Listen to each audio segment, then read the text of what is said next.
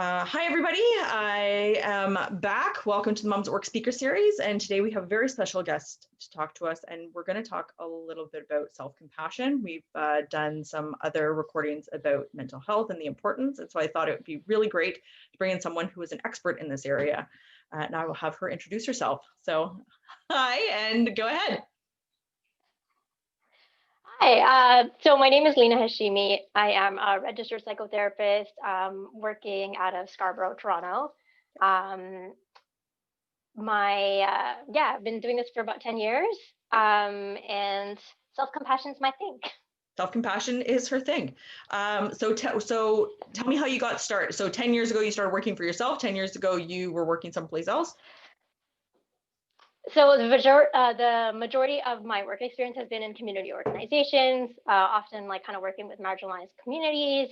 Really wanted to make a big difference in the world, that whole thing. But unfortunately, in my experience, the way that community health organizations kind of approach mental health and their employees, it is very easy to burn out, which is what I did.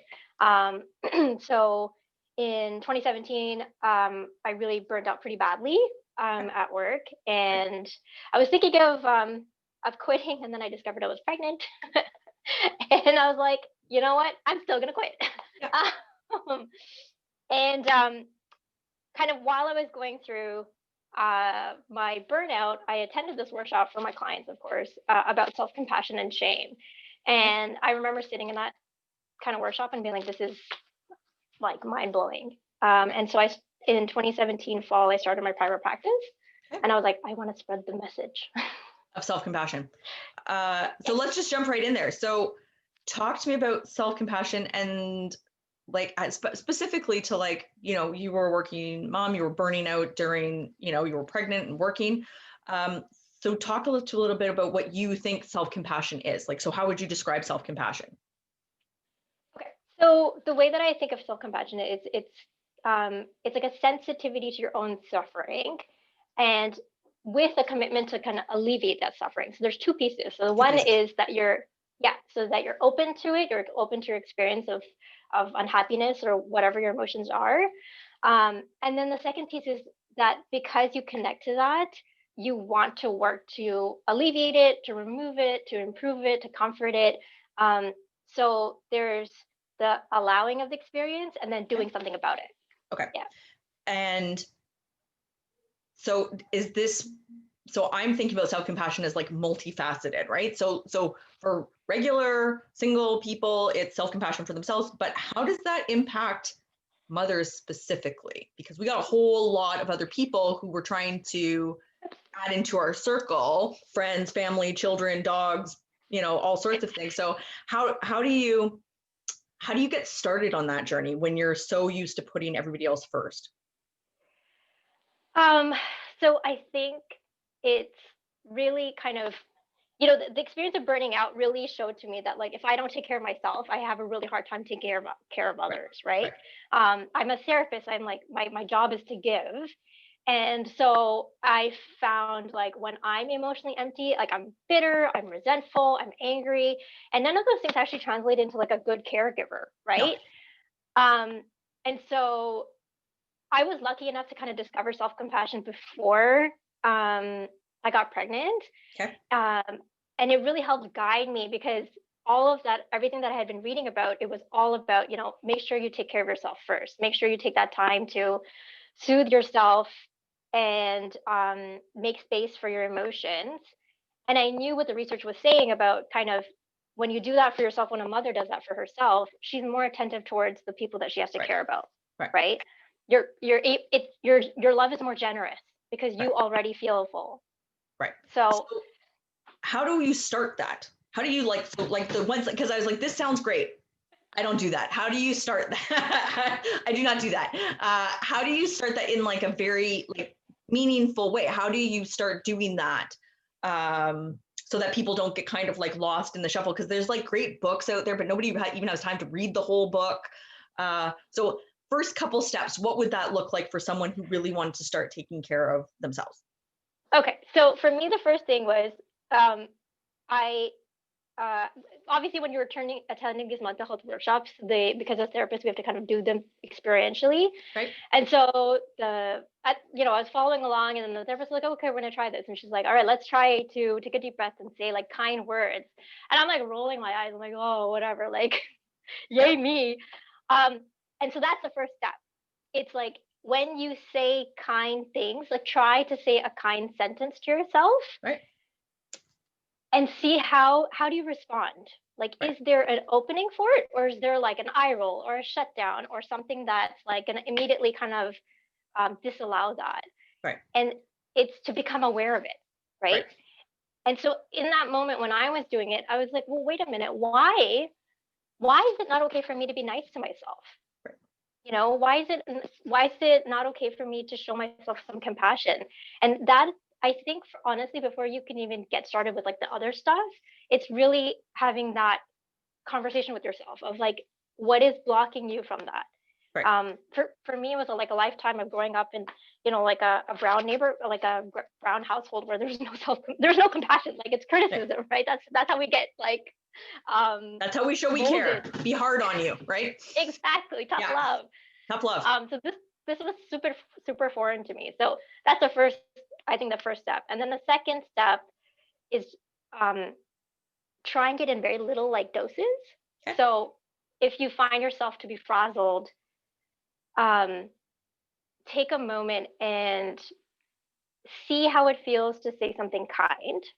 I struggled with this because I didn't even have a language that didn't make me cringe, right? So I could be so the thing is, I can be super kind to everybody, but when I try saying these things to myself, I'm like, oh my God, stop, please. And so what I would do is I would imagine a friend recounting the experience. And then I was like, okay, well, what would I say to that friend? Right. And then I would try to say that to myself. Right. It does take some time to get used to it. Okay. Hearing those words. So I would say, figure out what's your blocks. Imagine what would you say to a friend, and then try saying that to yourself. Yep. And then eventually it's kind of building in a little bit of awareness of like when things are going wrong, right? So I'm not feeling well, I'm frazzled, I'm yelling at my kids, I'm snapping at my partner, to stop and take a breath and be like, okay, what's actually going on for me right now? Yeah. And so I did a talk on imposter syndrome, and very interestingly, so self-talk is one of the most important things. And they did studies that when you actually used your name, so when you say Allison is, and I only started doing that when I found out LeBron James does it.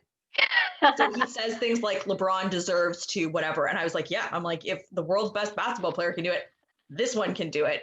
But apparently it helps. So I've been walking around saying, Allison is awesome. Allison can do like all sorts of things. Don't know if it's working yet, but it's hard to start, right? It's hard to start without being like, this is ridiculous. This is making me feel weird. And it's making me feel weird because you've never done it before.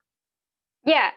And I think so for me, there's a slight difference between you showing yourself self-compassion and using like positive affirmations. Yep.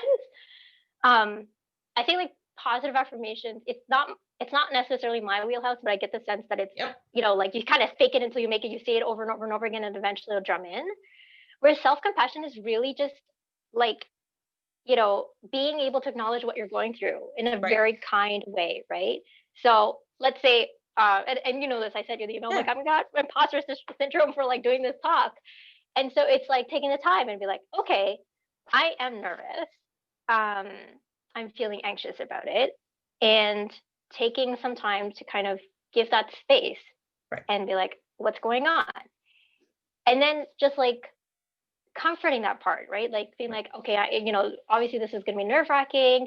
You don't know how it's going to turn out, but here are some things that you could keep in mind, And so it's a little bit easier to stomach than just simply like saying like, I am the best therapist in the world and like whatever, Hey, I mean, if that's your jam, that's cool. But like, yeah.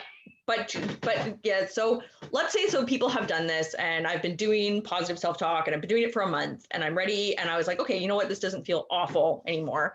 Sorry, my glasses are always crooked because my kids keep like jumping on my head. So let's say that we're, I'm good. I'm saying the affirmations. Then what's next? What's next in the steps to be like for self-compassion? I feel like it's using it on a regular basis. Okay. And so what I find happens is when you're actually able to kind of connect with your suffering, then remember the second piece is then to do something to alleviate it, Okay. right? Yes. So we're alleviating. We're working on alleviating now. Okay. And honestly, like there's no prescribed thing. So Right.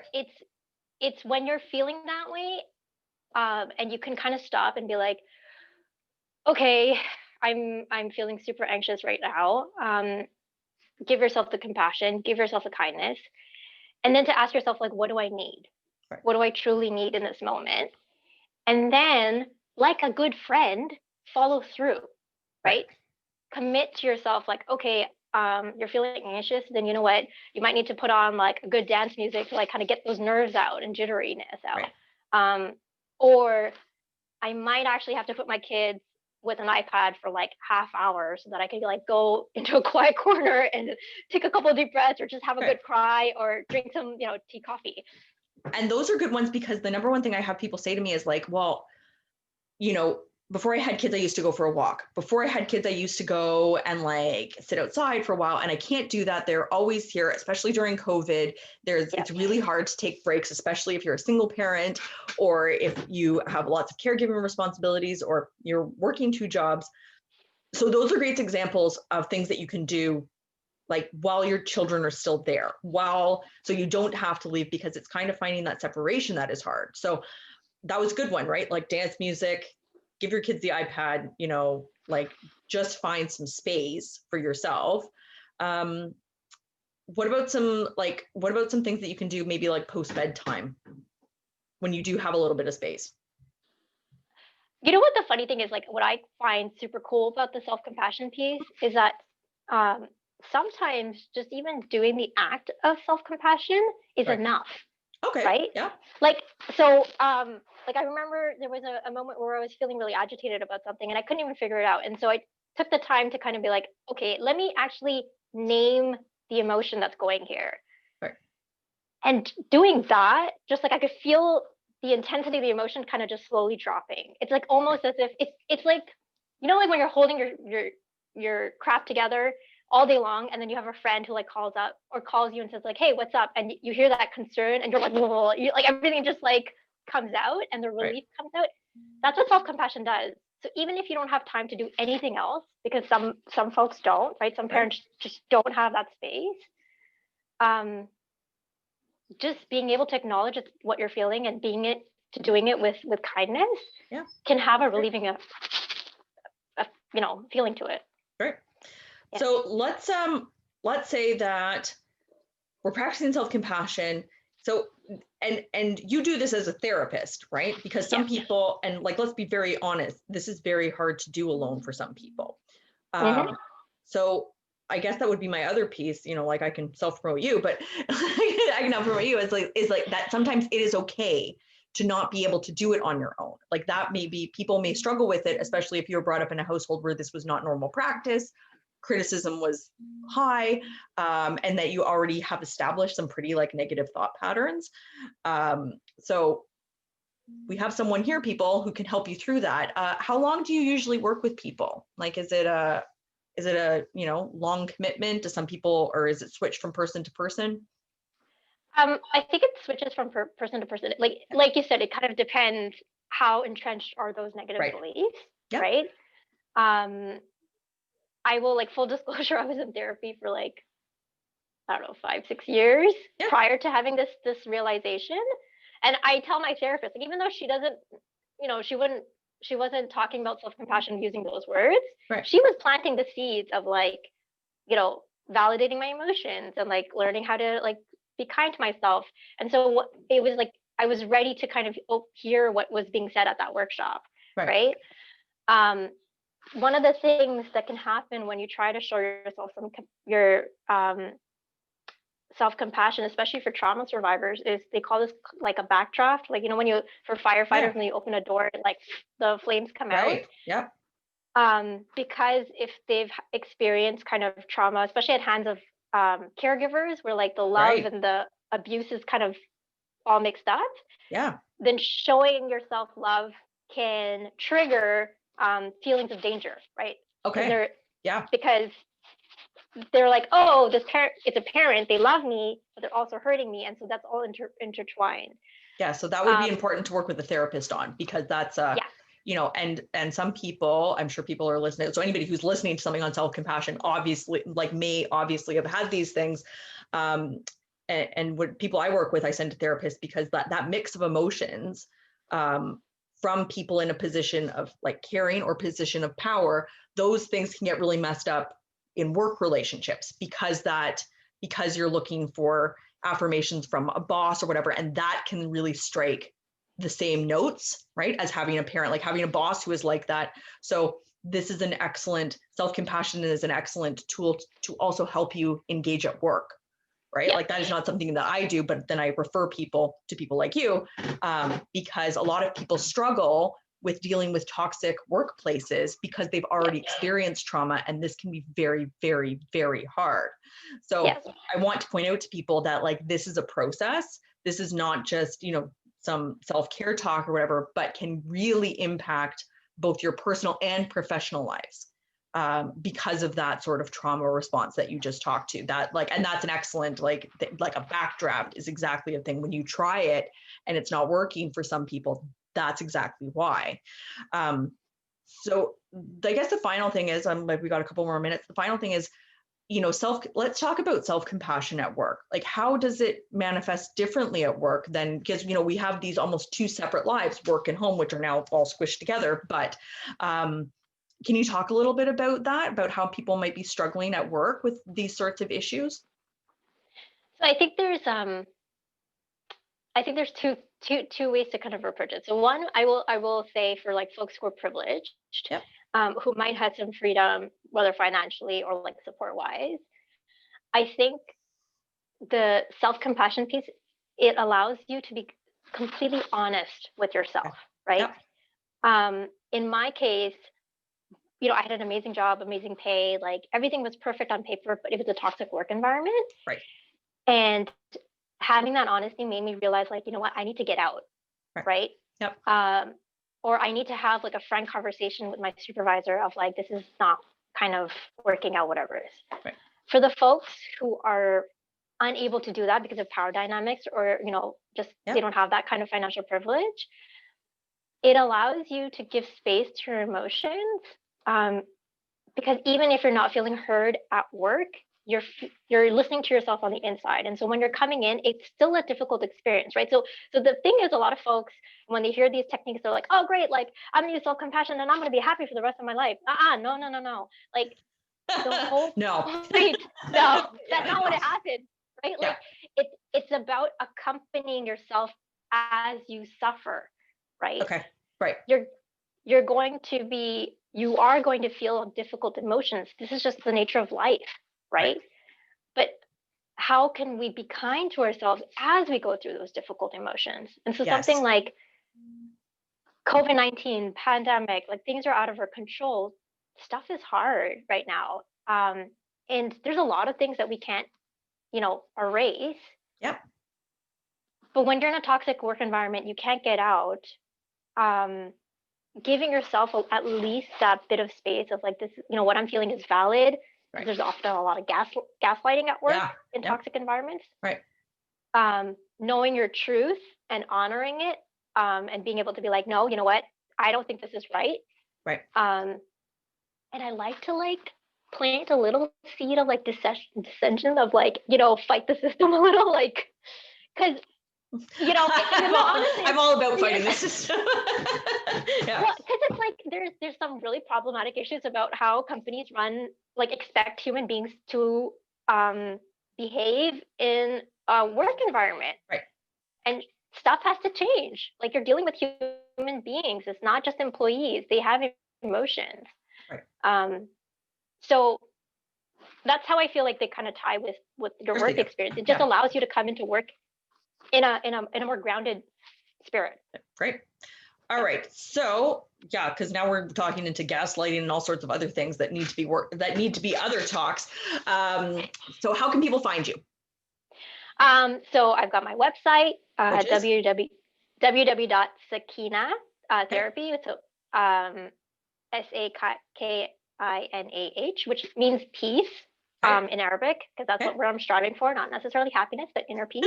Okay. On Insta? I am not on Insta. Okay. That was Facebook? a mental choice. On Facebook, you could again find me at the handles at Sakina Psychotherapy. Yep. And you could, they have all my contact information there. Perfect. And we will drop all that content for information below as well. So that's great. You're part of my Moms at Work group, yes? Yes, I am. Yep. So we can tag her in there as well. But yeah, thank you very much for going through this with me. It's an exciting thing to learn about. And it's exactly, especially when it comes to work and motherhood, it's an important piece. And your plan and background look better than mine. So you've got that going for you too. So you can find Linah on her website, on Facebook, in Moms at Work group, and right here on our speaker series. So thank you so much for being here. Really appreciate it. You're very welcome. Thanks for having me.